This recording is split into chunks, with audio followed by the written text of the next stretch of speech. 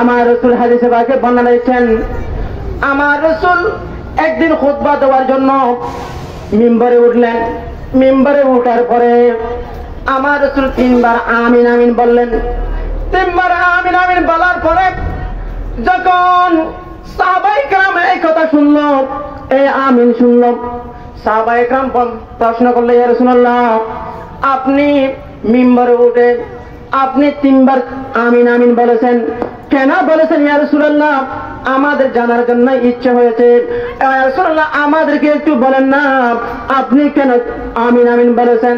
তখন আমার রাসূল জবাব দিয়েছে, ও সাহাবায়ে কেরাম, তোমরা শুনো শুনো, আমি যখন প্রথম আমিন বললাম, জিবরাইল এসে আমাকে বলতেছে, ইয়া রাসূলুল্লাহ, ইয়া হাবিবাল্লাহ, ওই মানুষ লাঞ্ছিত হোক, ওই ব্যক্তি লাঞ্ছিত হোক, ওই ব্যক্তি সম্মান হারা হোক, যে ব্যক্তির সামনে আপনার নাম করা হয়েছে, আপনার নাম নেওয়া হয়েছে, ওই ব্যক্তি যদি আপনার উপরে দরুদ পাঠ না করে, ওই ব্যক্তির উপরে লানত, ওই ব্যক্তির জন্য মান সম্মান হানি হোক, ওই ব্যক্তির লাঞ্ছিত হোক। জিবরাইল যখন একথা বললেন, তখন আমাকে বলল, ইয়া রাসূলুল্লাহ, আপনি আমিন বলুন। তখন আমি সাথে সাথে আমিন বললাম, উচ্চ আওয়াজে বলেন সুবহানাল্লাহ।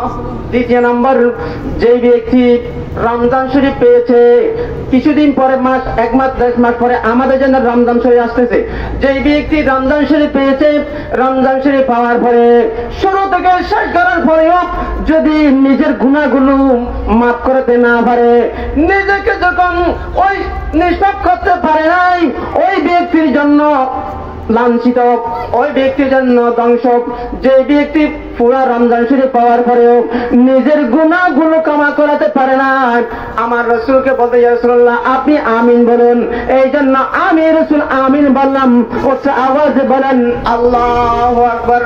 তৃতীয় নম্বর, ওই ব্যক্তি, যে ব্যক্তির 2 জন মা বাবা আছে, 2 জন থেকে একজন যদি মারা যায়, যদি একজন তাকে বয়স্ক অবস্থার মধ্যে পাওয়া গেছে, ওই 2 জন থেকে যে কোনো একজনকে অথবা 2 জনকে বার্ধক্য অবস্থায় পেয়েছেন, পাওয়ার পরে সেবা শুশ্রূষা করে, তাদের জন্য খানাপিনা দিয়ে তাদেরকে সেবা করে, যতক্ষণ পর্যন্ত মার মন জয় করতে পারে না, যে ছেলে মার মন জয় করতে পারে নাই, বাবার মন জয় করতে পারে নাই, মা বাবাকে সন্তুষ্ট করে নাই, ওই ব্যক্তি জান্নাতে ঢুকতে পারবে না।